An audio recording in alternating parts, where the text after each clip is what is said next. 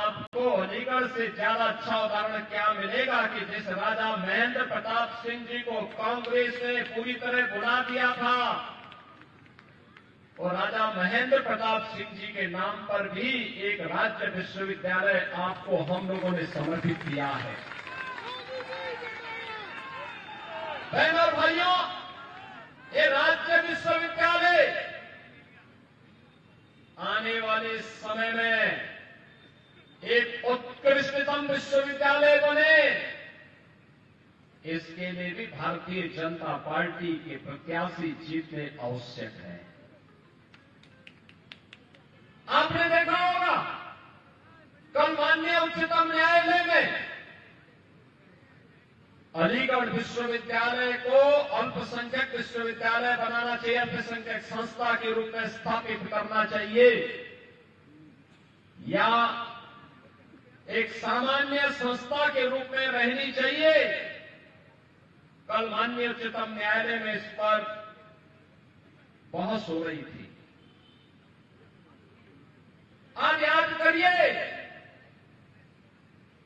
ये कैसे हो सकता है कि भारत के संसाधनों से पलने वाला, भारत की जनता के टैक्स से चलने वाला एक ऐसा संस्थान जो अनुसूचित जाति, जनजाति और पिछड़ी जाति के लोगों को कोई आरक्षण नहीं देता है, लेकिन वहां पर मुसलमानों के लिए 50% आरक्षण की व्यवस्था वे लोग अपने स्वयं के माध्यम से करने का प्रयास करते हैं। और यही मामला चल रहा है माननीय उच्चतम न्यायालय में।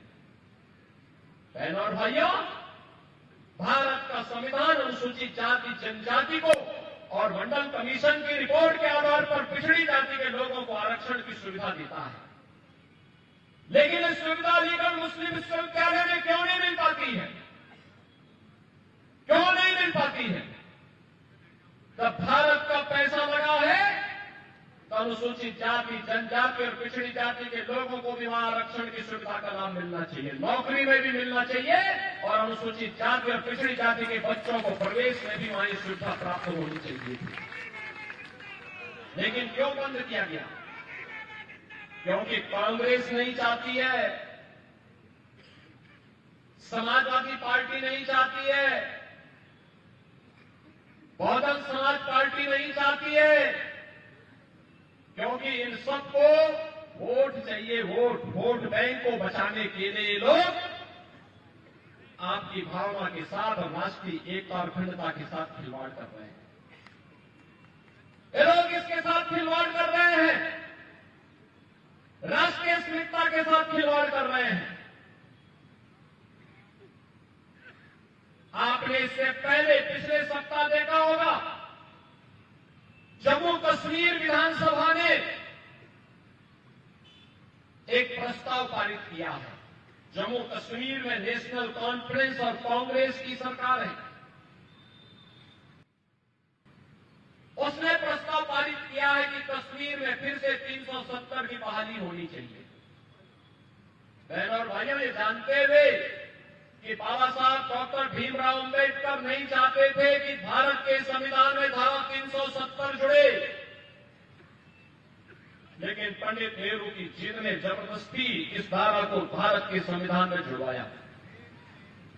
और भारतवासी जानता है कि कश्मीर के अंदर आतंकवाद की जब धारा 370 है, लेकिन उस सब के बावजूद धारा 370 को हटाने का कभी भी प्रयास कांग्रेस के द्वारा नहीं किया गया। और जब 2019 में प्रधानमंत्री मोदी जी ने देश के हित में, राष्ट्रीय अखंडता के हित में कश्मीर में धारा 370 को हटाने का एक निर्णय लिया, दूरगामी सोच के साथ निर्णय लिया, और पिछले 5 वर्षों के अंदर कश्मीर के अंदर विकास और सुरक्षा का एक बेहतरीन माहौल मिला। आज लाखों पर्यटक कश्मीर में आते हैं। तब फिर से उस कश्मीर को आतंकवाद का गढ़ बनाने के लिए इस शरारत प्रारंभ हो चुकी है। भारत के मुकुट को, भारत का स्वर्ग कहा जाने वाला कश्मीर फिर से मजहबी उन्माद के कोड में उसको बदलने का कुत्सित प्रयास हो रहा है। मजहबी जुनून का एक बेर हाउस उसको फिर से बनाने का कुत्सित प्रयास किया जा रहा है। और इसीलिए आपसे कहने के लिए आए हैं, जो मैं आपसे कहता हूं कि कांग्रेस जब भी सफल होगी आपको विभाजित करके सफल होगी। और इसीलिए मैं कहता हूं, बटिए मत, बटे थे तो कटे थे। मैं इसीलिए बार बार कहता हूं, ये देश का इतिहास बताता है, बटे थे तो राम मंदिर का अपमान हमें झेलना पड़ा था। मथुरा में भगवान श्री कृष्ण की, कृष्ण कन्हैया की जन्मभूमि का अपमान हमारे सामने आया था। भगवान विश्वनाथ का अपमान हमारे सामने आया था। क्या कुछ नहीं हुआ था हमारी मां बहनों के साथ में? क्या कुछ नहीं हुआ था बहन और बेटियों के साथ में? अगर इस सब के बावजूद भी गांधारी की तरह आंखों पे पट्टी बांध करके हम जाति के नाम पर बटे हुए हैं, अपने स्वार्थों में बटे हुए हैं, तो बहनों और भाइयों, कटने के सिवाय हमारी दूसरी नियति नहीं हो सकती है। और मैं तो इसीलिए आपसे कहने के लिए आया हूं, बटो मत। ये बांटने वाले लोग आपके दुश्मन हैं। आपके चेहरे पर मीठी मीठी बातें बोलेंगे, इनके बहकावे में मत आओ। और मैं तो कहता हूं, बटोगे तो कटोगे, एक रहोगे तो नेक रहोगे, एक रहोगे तो सेफ रहोगे। बहनों और भाइयों, इसीलिए मैं आज आपसे कहने के लिए आया हूं, आपने 2017 के पहले के उत्तर प्रदेश को देखा है, 2017 के बाद का उत्तर प्रदेश भी आप देख रहे हैं। यही अलीगढ़ था, यही अलीगढ़ था। हर 10 दिन में यहां कर्फ्यू लगता था या उपद्रव होता था। आज 7.5 वर्ष में कोई उपद्रव हुआ? कोई उपद्रव करने की हिम्मत कर पाएगा क्या? कोई गुंडागर्दी करने का दुस्साहस कर पाएगा क्या? उसको भी मालूम है, जो उपद्रव करेगा, निर्दोष व्यापारियों की दुकानों पे आगजनी करेगा, बेटी और बहन की इज्जत के साथ खिलवाड़ करेगा, एक तरफ यमराज इंतजार कर रहा होगा उसका, और दूसरी ओर बाप दादों ने अगर कोई संपत्ति अर्जित की है तो संपत्ति भी कब्जे में लेकर के गरीबों में बांटने का काम कर देंगे। बहनों और भाइयों, ये यूपी के परसेप्शन को सुधारता है। ये यूपी वाली यूपी है। हर तीसरे दिन दंगा होता था, कर्फ्यू महीनों लगता था, पर्व और त्योहार शांतिपूर्ण तरीके से नहीं मनाए जाते थे। अराजकता चरम पर थी, गुंडागर्दी चरम पर थी। अव्यवस्था का आलम क्या था, कौन नहीं जानता है? कौन नहीं जानता है? गरीब को राशन नहीं मिलता था। प्रधानमंत्री आवास के नाम पर उस समय इंदिरा आवास योजना 20,000 रुपया आता था, वह भी एक गांव में एक व्यक्ति को। किसी को शौचालय नहीं मिलता था। पेंशन भी केवल समाजवादी पार्टी के लोगों को मिलती थी, शेष गरीबों को नहीं मिलती थी। वृद्धावस्था पेंशन हो या निराश्रित महिला पेंशन। और बहनों और भाइयों, ये डबल इंजन की सरकार आई है। आज उत्तर प्रदेश के अंदर 56 लाख गरीबों का एक एक आवास बन गया है। 56 लाख गरीबों का 2,62,00,000 परिवारों का घर में शौचालय बन गया है। 1 करोड़ परिवार ऐसे हैं जिनको उत्तर प्रदेश के अंदर वृद्धावस्था पेंशन, निराश्रित महिला पेंशन और दिव्यांगजन पेंशन में 12,000 रुपये सालाना सरकार उपलब्ध करा रही है। डबल इंजन की सरकार उपलब्ध करा रही है। बहनों और भाइयों, 15 करोड़ लोगों को फ्री में राशन पिछले 5 वर्ष से लगातार प्राप्त हो रहा है।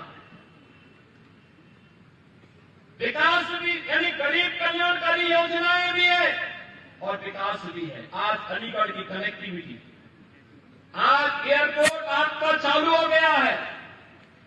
और यही नहीं, डिफेंस मैन्युफैक्चरिंग कॉरिडोर का भी एक महत्वपूर्ण हब आज अलीगढ़ बन रहा है।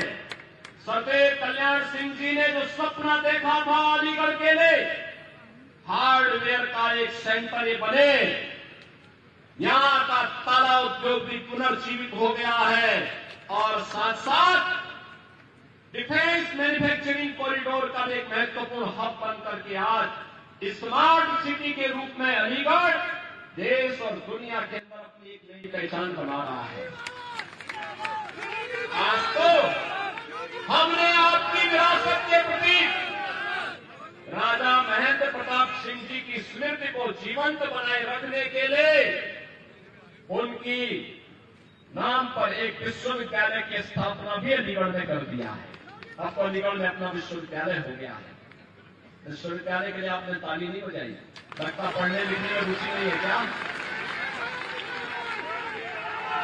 अरे विश्वविद्यालय आपकी पीढ़ियों को बनाएगा, ये एक दिन के लिए नहीं है, कई कई पीढ़ियों को बनाने का कार्य करेगा। और याद करना, इसको एक प्रतिस्पर्धा में लेके आना है कि अब राजा महेंद्र प्रताप सिंह जी का विश्वविद्यालय वहां आगे बढ़ता है या ये भी आगे बढ़ता है। बहनों भाइयों, उस प्रतिस्पर्धा के लिए आज अलीगढ़ को खड़ा किया गया है। आज अलीगढ़ स्मार्ट सिटी है।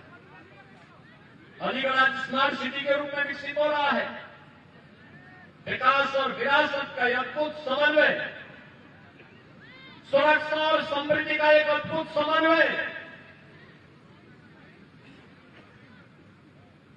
अलीगढ़ को एक नई पहचान दिला रहा है। और उन स्थितियों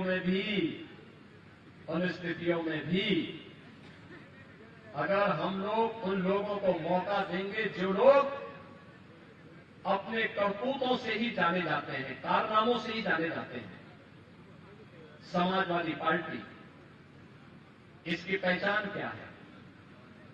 इसका असली चेहरा देखना है।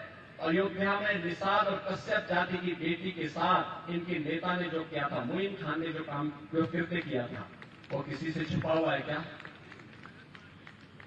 इनके एक नेता कन्नौज में भी है, उसने जो कृत्य किया था एक बेटी के साथ में।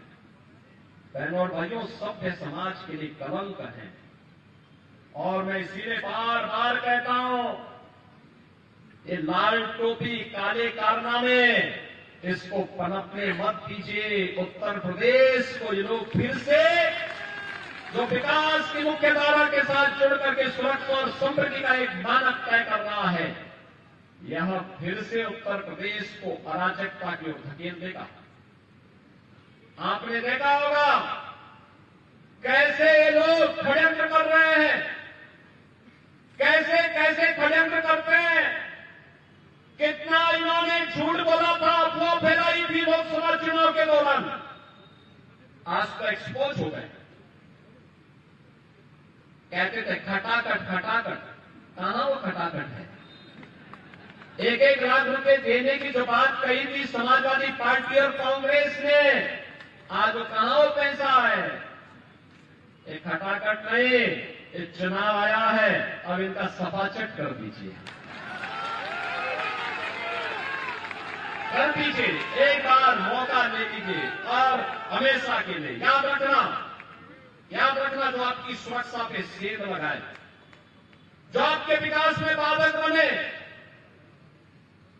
जो अराजकता का प्रतीक हो, गुंडागिर्दी का प्रतीक हो, गुंडों और अपराधियों को प्रश्रय देता हो, ऐसे लोगों को किसी भी स्थिति में स्वीकार नहीं किया जाना चाहिए, किसी भी स्थिति में स्वीकार नहीं किया जाना चाहिए। बहनों और भाइयों, जब हम लोग एक गलत व्यक्ति को प्रश्रय देते हैं तो आने वाली पीढ़ी के भविष्य के साथ खिलवाड़ करते हैं, वर्तमान पीढ़ी के वर्तमान को बर्बाद करते हैं और आने वाली पीढ़ी के भविष्य को भी हम खराब करने का काम करते हैं। ये कोई अधिकार हमें नहीं है। और इसीलिए मैं आप सबसे कहने के लिए आया हूं कि बलदाऊ जी की कृपा भूमि है। हरिदास जी महाराज की साधना से पवित्र की भी धरती है। इस धरती से संदेश स्पष्ट जाना चाहिए और वो संदेश बहुत स्पष्ट होना चाहिए कि बटेंगे नहीं, एक रहेंगे, सेफ रहेंगे, एक रहेंगे, नेक रहेंगे। नेक का मतलब सुरक्षित रहेंगे। इस दिशा में हमें आगे काम करना है। और बहनों और भाइयों, इसीलिए खैर विधानसभा के उपचुनाव में देखो कितना अच्छा एक संगम और समन्वय बना। श्री किशन लाल दिलेर जी और मैं दोनों एक साथ सांसद थे। कोई बड़े बुजुर्ग आदमी थे, बहुत सज्जन आदमी थे। ईमानदारी और सज्जनता की प्रतिमूर्ति थी स्वर्गीय किशन लाल दिलेर। और मैं यहां अलीगढ़ में जिससे भी बात करता हूं, हाथरस में जिससे भी बात करता हूं, हर व्यक्ति उनकी तारीफ करता है। 2017 में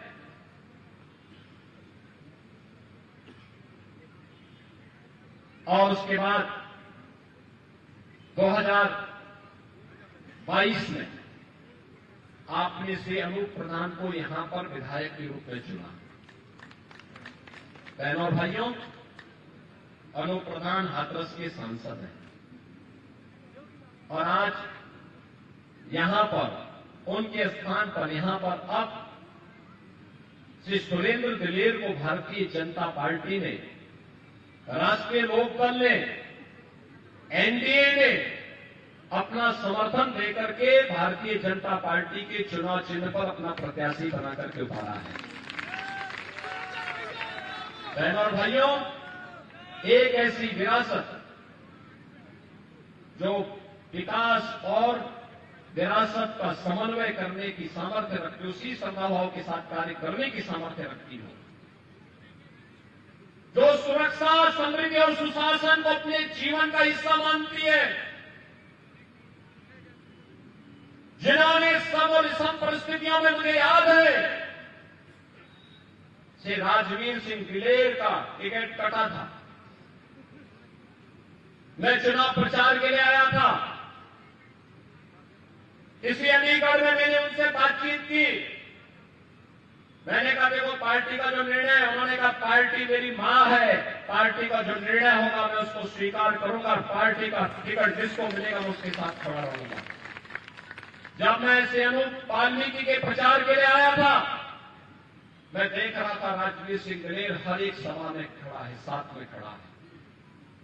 बहनों और भाइयों, राजवीर दिलेर को भी तमाम प्रलोभन मिले होंगे, लेकिन वे टस से बस नहीं हुए। उन्होंने कहा नहीं, ये मेरी पैतृक परंपरा है कि मेरे पिता भी भाजपा के साथ आजीवन जुड़े रहे और मैं भी भाजपा के साथ आजीवन जुड़ा रहूंगा।